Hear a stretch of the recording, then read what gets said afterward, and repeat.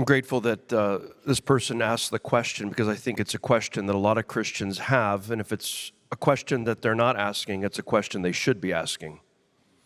Because at some level, every Christian at some point in his or her life struggles with that temptation. Our consciences are easily seared by our sins and the rationalization of our sins, but the answer is really very simple. You have to pray. You have to pray, and you have to continue praying, fervently asking God to make you sensitive to your sin, to convict you of your sin. That is a daily prayer of mine. It's a weekly prayer of mine with a friend of mine that I've been praying with for many years every week. We pray that for each other, something he requests regularly, that we would hate our sins as much as God hates our sins.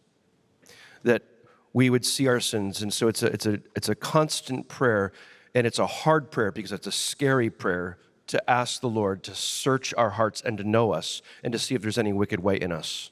That's a scary prayer because often God shows us those sins not in the delicate ways we would like him to. It usually means hurting someone we love when we see the realities of the hurt of our sin. And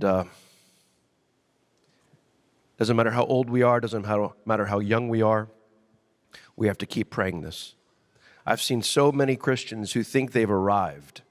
They think because they've gotten to a certain age and they've just sort of settled into their ways. They've even got their wives conditioned to say, well, that's just the way he is. They got their children thinking, well, that's just the way he is. And I think we should live our lives in such a way where we never presume upon the grace of our loved ones, never presume upon the grace of God, and always be constantly striving to mortify every sin, not just the big ones, but the little ones, that we as Christians would be the most repentant people that unbelievers know, and that we would live our lives with daily repentance. As Luther said in his first thesis, that when our Lord and Master Jesus Christ called us to repent, he willed that the entire life of the Christian be one of repentance.